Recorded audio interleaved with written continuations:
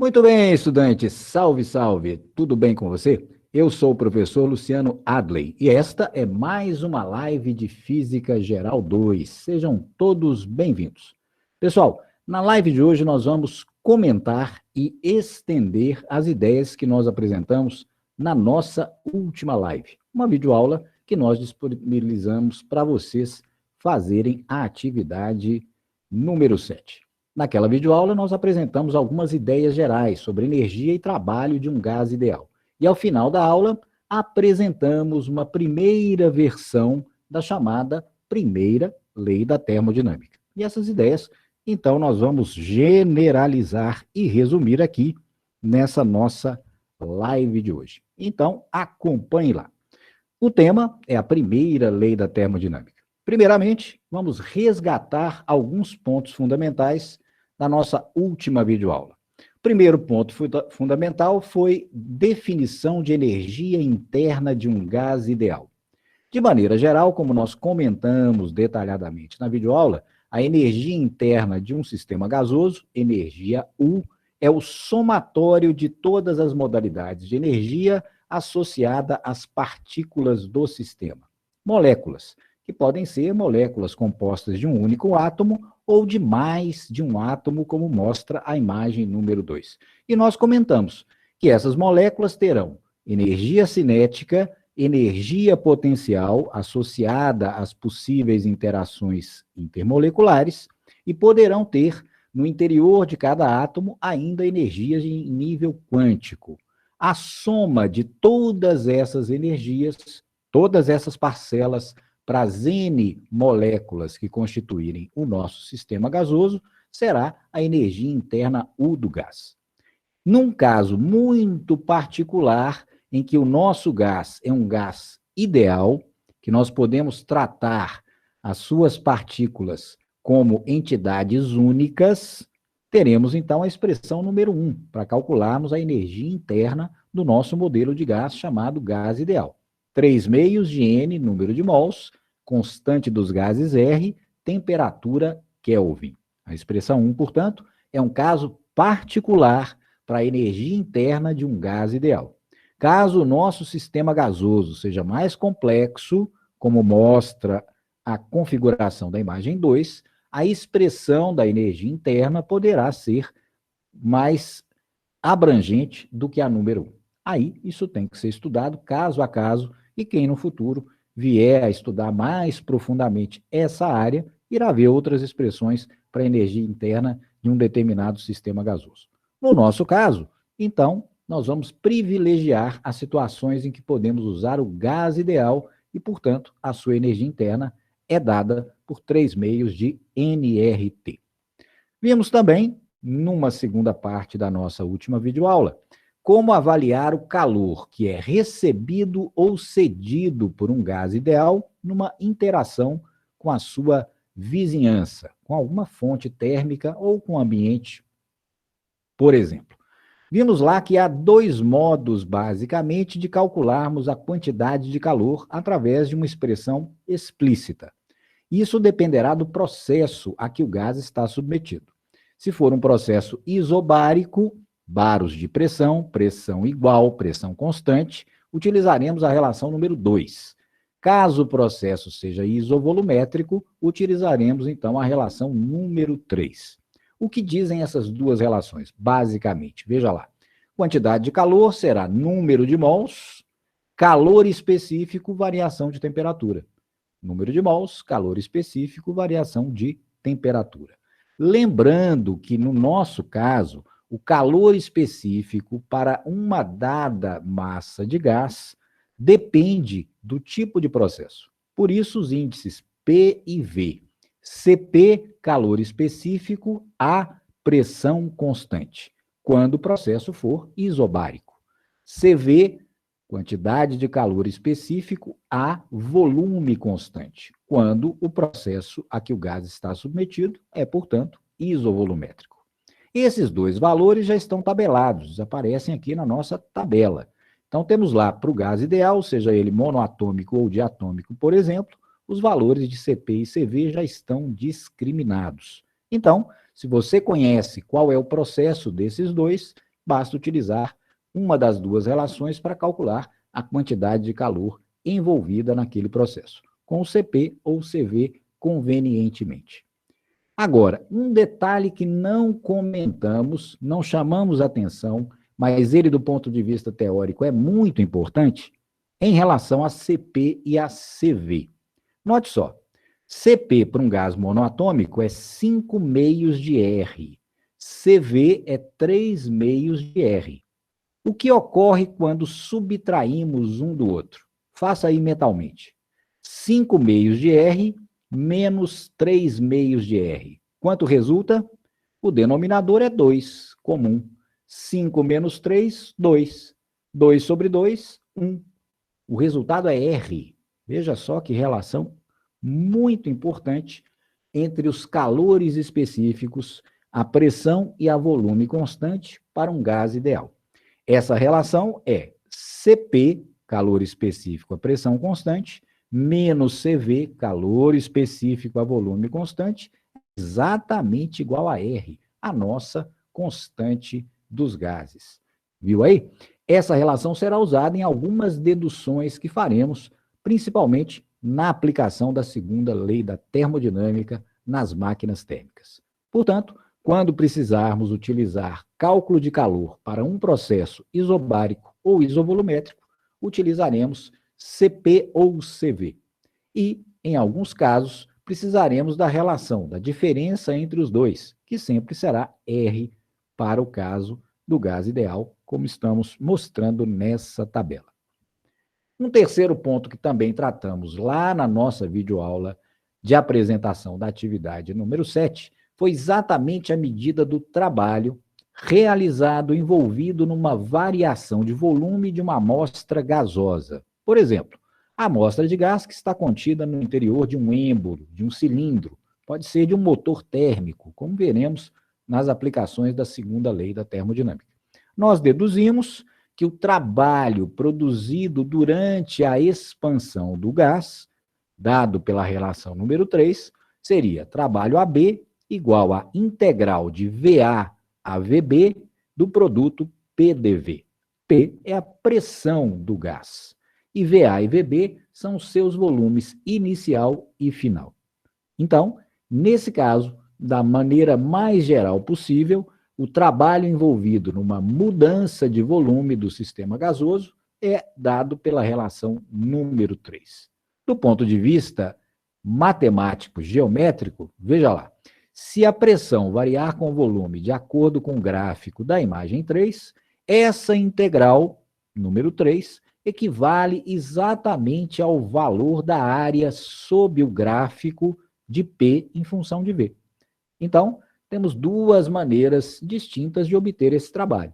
Podemos calcular analiticamente, usando a integral, se for o caso, ou então geometricamente, caso conheçamos a geometria que nos fornece a área sob o gráfico que descreve a transformação, a mudança de estado de A para B que estamos analisando.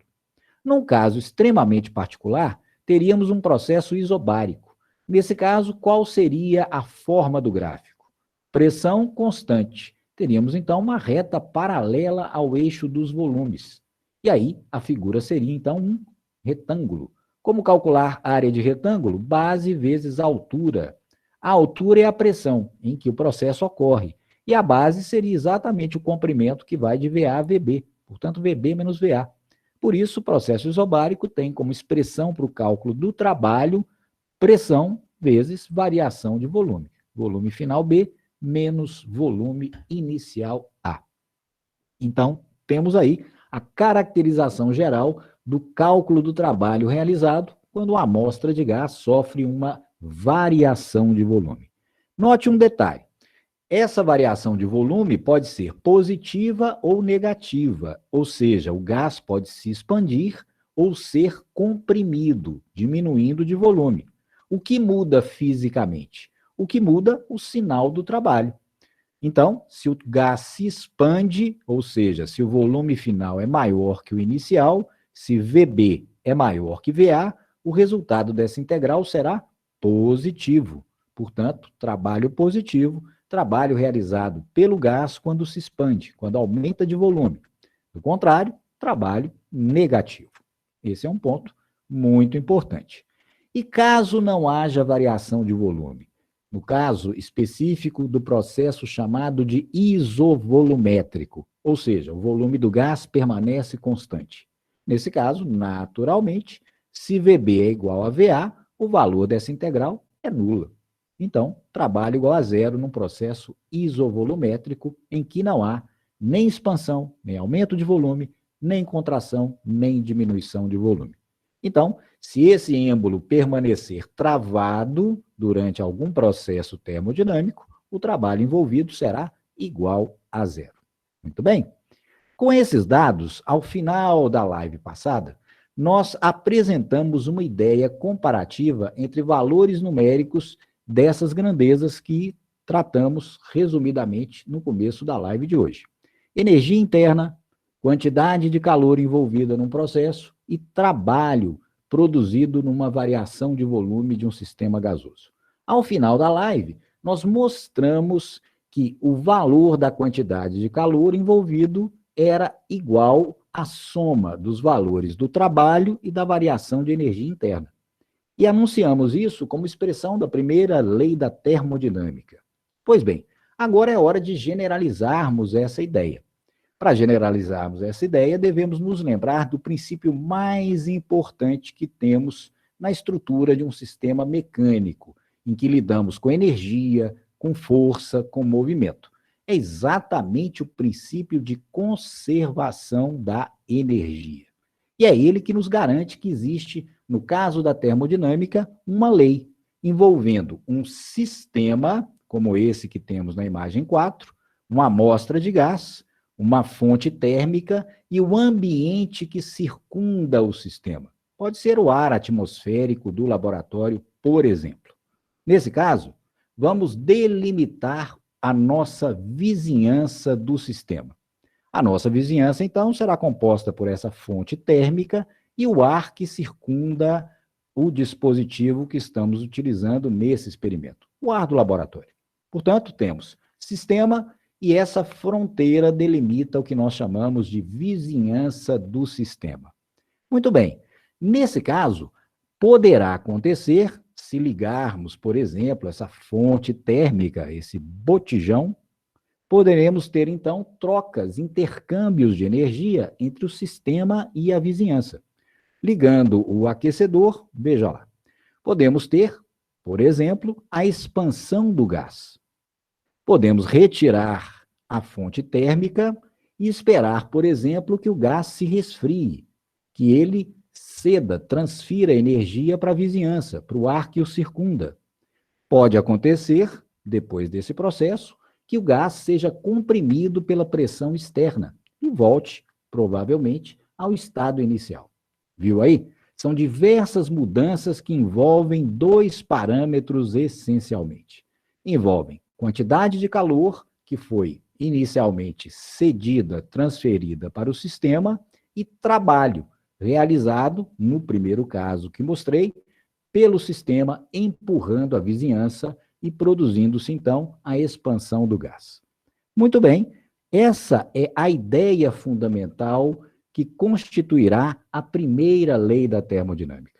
O fato de que um sistema, aqui no caso particular, um êmbolo contendo um gás, pode intercambiar, trocar energia com a sua vizinhança nas modalidades de calor e trabalho mecânico. Essa é a ideia fundamental que dá origem à primeira lei da termodinâmica. E ela está naturalmente vinculada à ideia mais geral possível que temos sobre energia, o fato de que energia se conserva em determinados processos físicos. Dessa maneira, para estabelecermos a primeira lei da termodinâmica, é preciso pensarmos em conservação da energia. Aí, no caso do nosso sistema, interagindo com a vizinhança através de modalidades de troca via quantidade de calor e trabalho.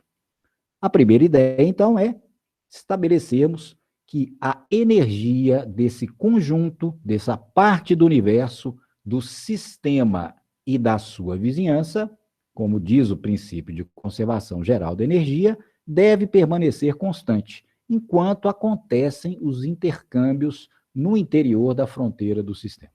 Portanto, haja o que houver no interior da fronteira que delimita a vizinhança do sistema, pela lei de conservação geral da energia, a soma da energia do sistema com a vizinhança deve permanecer constante. Mas lembre-se, temos sempre, em um determinado processo, um início e um estado final, que poderemos considerar como estado final, ou uma transformação de estado, como se costuma dizer.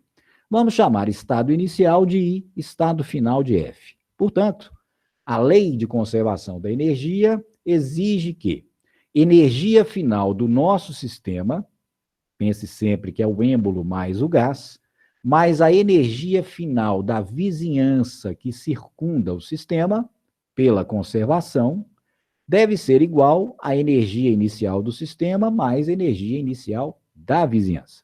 Veja, portanto, que a energia do conjunto sistema-vizinhança não se modificou, permaneceu constante, como exige o princípio de conservação. Muito bem?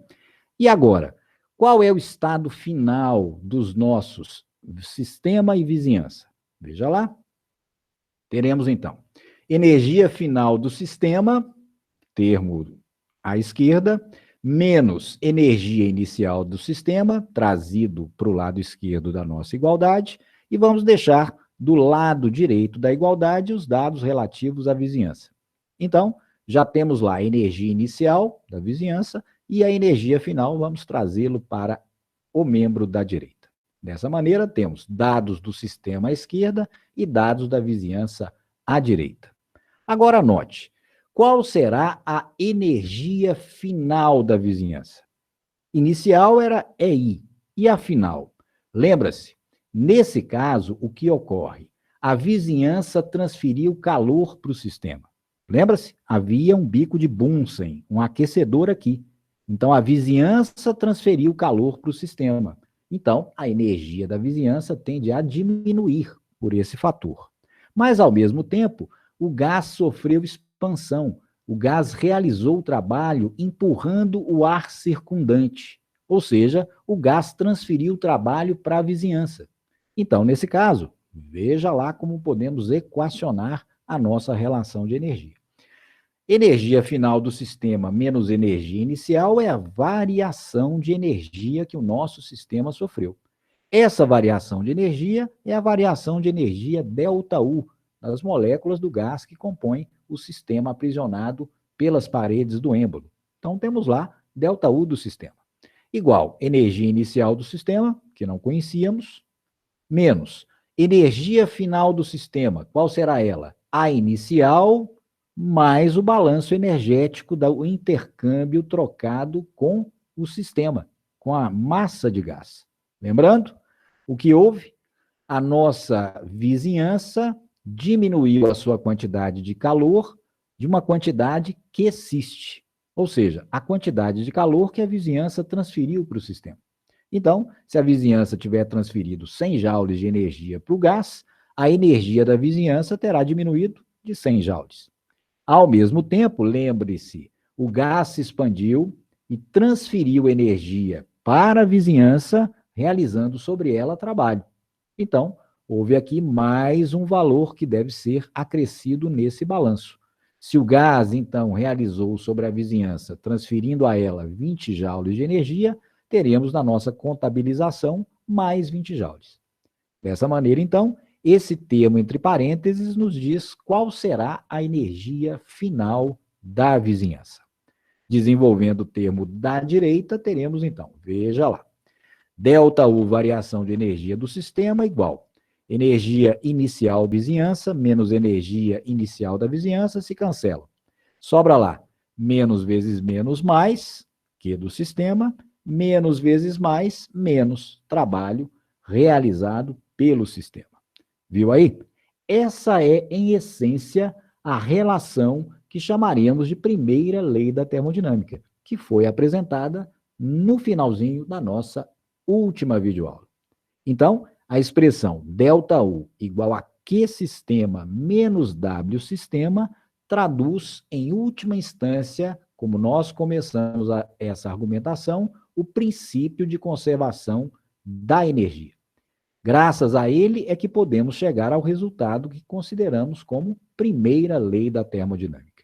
Isso é extremamente geral. Embora eu tenha utilizado aqui na nossa imagem número 5, um sistema gasoso interagindo com sua vizinhança, nós poderíamos ter, ao invés desse cilindro do gás, qualquer outro sistema. Inclusive, por exemplo, o nosso corpo humano interagindo com a sua vizinhança. Nesse caso, haveria também, e como há, trocas de energia na forma de calor entre nós e a vizinhança que nos cerca e através de trabalho mecânico. Nós podemos realizar trabalho mecânico sobre elementos que estão à nossa volta. E para esse conjunto, sistema-vizinhança, chegaríamos à mesma conclusão. ΔU do sistema, variação de energia interna do sistema, será sempre igual à diferença entre a quantidade de calor e o trabalho intercambiados, trocados pelo sistema com a vizinhança. Normalmente, essa relação é escrita isolando-se a quantidade de calor. E podemos, então, gerar, passando o trabalho para o primeiro membro, veja lá, a expressão pela qual a primeira lei costuma ser mais representada matematicamente. Nossa relação número 5. Então, transpondo o trabalho para o primeiro membro, para o segundo membro, teremos, então, quantidade de calor intercambiada pelo sistema, trabalho intercambiado pelo sistema, intercambiado é trocado, mais variação de energia que o sistema sofre em decorrência dessas duas trocas possíveis de energia. Por isso, a relação número 5 é a tradução matemática da primeira lei da termodinâmica. E ela, no fundo, como mostrei há pouco, é a expressão termodinâmica do princípio de conservação da energia. A relação número 5 só é verdadeira porque a quantidade total de energia, sistema-vizinhança, deve permanecer constante. Agora, detalhes. Lembra-se no comecinho, quando fiz outros processos, mantive o gás com êmbolo travado. Esperamos que o gás resfriasse, ou seja, transferisse calor para a vizinhança. Nesse caso, a vizinhança, a pressão externa, comprimiu o gás. Por isso, essas trocas de calor, para distingui-las e de trabalho, devemos associar um sinal algébrico, conforme o tipo de intercâmbio que ocorra. Ou seja, o gás, o sistema, em geral, pode ceder calor à vizinhança ou receber calor. Da mesma maneira, o intercâmbio de trabalho. O sistema pode realizar trabalho sobre a vizinhança, se expandindo, ou pode ser comprimido pela vizinhança, diminuindo seu volume. Duas situações opostas. E, nesse caso, a variação de energia interna poderá ser ou positiva ou negativa. Por isso, é necessário estabelecer uma convenção de sinais para que nós possamos distinguir situações diferentes como essas. Primeira convenção diz respeito ao trabalho. Veja lá, já comentamos, mas é importante que você se lembre sempre. Trabalho intercambiado pelo sistema com a vizinhança será positivo quando houver expansão do sistema, aumento de volume, como destaquei há pouco, mais no começo da nossa aula. Caso aconteça contração, caso o sistema seja obrigado a diminuir o seu volume, nesse caso, então, o trabalho será contabilizado como negativo. Com relação às trocas de calor possíveis, teremos, então, quantidade de calor intercambiada pelo sistema será positiva se o sistema receber, absorver calor da vizinhança. Caso o sistema transfira, ceda, perca calor para a vizinhança, energia, na verdade, na modalidade de calor, consideraremos, nessa condição, quantidade de calor negativa. São duas possibilidades, conforme ocorra o processo que estivermos analisando. E aí você pergunta, e quanto à energia interna? Lembrar sempre, a energia interna U de um sistema, ela é função de estado desse sistema. Em outras palavras, a energia interna de um sistema qualquer, seja um gás, seja o nosso organismo ou outro sistema termodinâmico que estivermos analisando, a energia interna e a sua variação, consequentemente, dependerão exclusivamente das propriedades do sistema. Portanto, a energia interna depende só do estado inicial ou do estado final atingido pelo sistema. Não depende do processo particular. Significa que seja um processo isobárico, isovolumétrico, adiabático ou qualquer outro processo termodinâmico envolvendo um determinado sistema, a energia interna ou a variação de energia interna dependerão somente do estado inicial, onde começa o processo, e do estado final, onde ele termina. Não depende de nenhum outro fator, uma vez que a energia interna é função de estado, ou seja, depende unicamente de propriedades do sistema. Por isso mesmo, para cada sistema analisado, o cálculo da energia interna deverá ser feito de maneira específica. Lembra-se?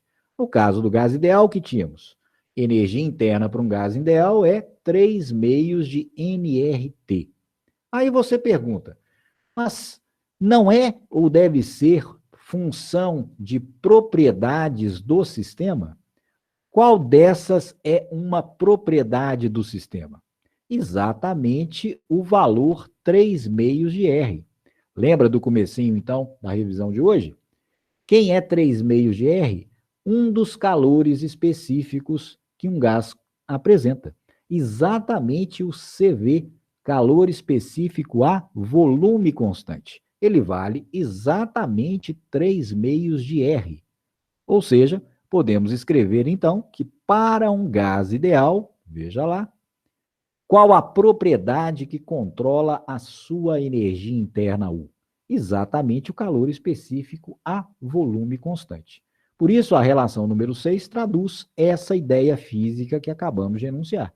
É um exemplo de que, de fato, a energia interna de um sistema, nesse caso, o nosso gás ideal, é função de estado do sistema, depende unicamente de propriedades dele, ou seja, qual é o estado inicial do sistema ou o seu estado final, como mostra a relação número 6.